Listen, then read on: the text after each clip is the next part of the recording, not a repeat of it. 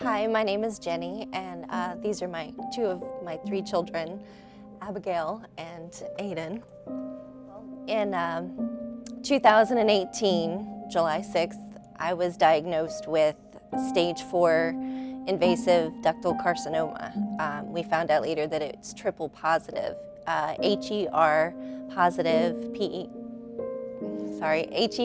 positive, HER2 positive, PR positive, ER positive, all the positives. So it means my cancer is hormone fueled. So being a woman, that's a little hard. But so we've started treatment in August of 2018 for chemotherapy. I did 6 rounds, and then I went on to do 46 rounds of radiation for different things, for pain, and then I have to do Perjeta and Herceptin every 3 weeks for the rest of my life. Keeps the cancer from growing. And then along with Zoladex, Faslodex, and Xgeva once a month is another basis so that the cancer doesn't continue to grow. It's currently residing in my bones still. The Mary Bird Perkins Center has been amazing to me. Dr. Hinkleman, Denise, Kim runs the front. Everybody there has been the radiation team, we've gotten to know as like a third family. And of course my Ochsner nurses from the infusion center, Kelly and Maryland and everybody else in there. And Dr. Socks, of course, is the magic potion man with all the medications. I really have a great medical team, I feel. Very happy with everyone that's involved in my treatment. It's been an amazing journey. It really has been an amazing journey with these new people, medical professionals in my life. It makes treatment not seem like treatment. It's more like going to visit friends you haven't seen in a few weeks, and you catch up on family and just talk about the world dramas and everything, and it just kind of seems to go real fast. The treatment, usually every 3 weeks, is about 3 hours. Later on in the evenings, I get to go home and rest afterwards. I mean, whenever I first found out, I was really sad because I didn't know what was gonna happen. But then after that, she started I guess getting better, and then she started getting treatment and whatnot, and I think she started feeling better and whatnot. So. And with their strength, it gave me strength to keep trucking along like nothing was going on.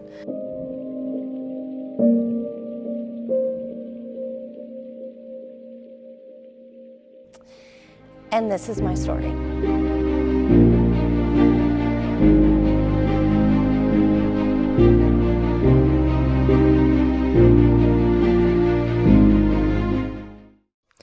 Separated from my mother at 3, I was raised very independently by my father and stepmother in Bakersfield, California.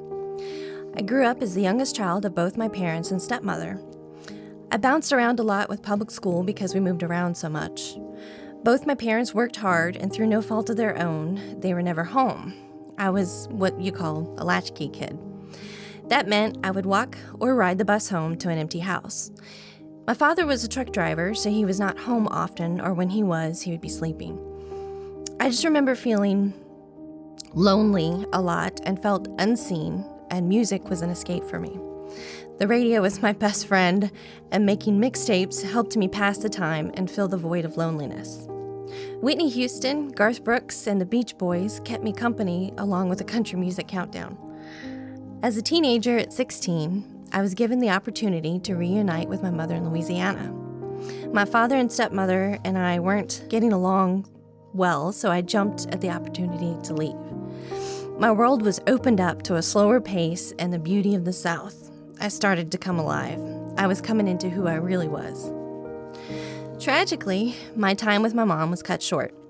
She passed away when I was 20 and 8 months pregnant with my first child. I was really angry when my daughter came 6 weeks later and she never got to hold her. I didn't get much time with my mom, and to watch her die, a slow, painful death, was something I hoped no one would have to go through, especially my children.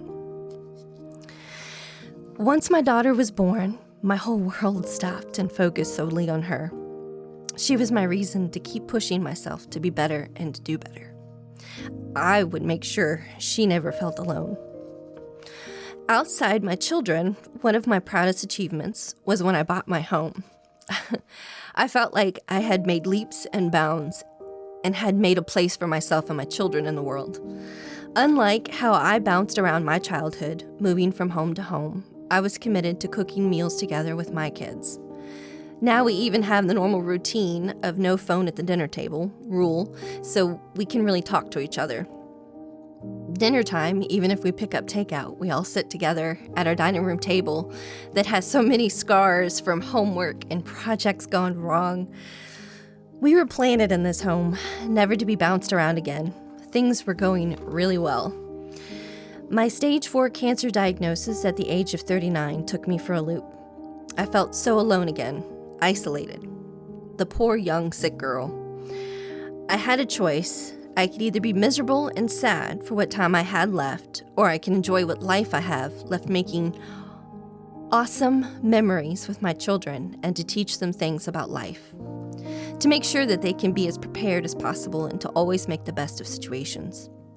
Physically, you couldn't keep me down. I continued to work 2 jobs during treatments.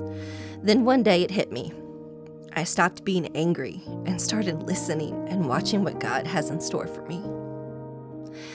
I started listening to me and what I wanted to do and see. This new perspective has helped me show people that it is really all about your attitude towards things. Time is precious. I love my people even more deeply than I ever thought possible. Looking back, I think being a latchkey kid prepared me for cancer. No matter how alone you feel, keep going and provide for yourself. The only difference now is I refuse to be alone by surrounding myself with family and friends who are positive and believe in me.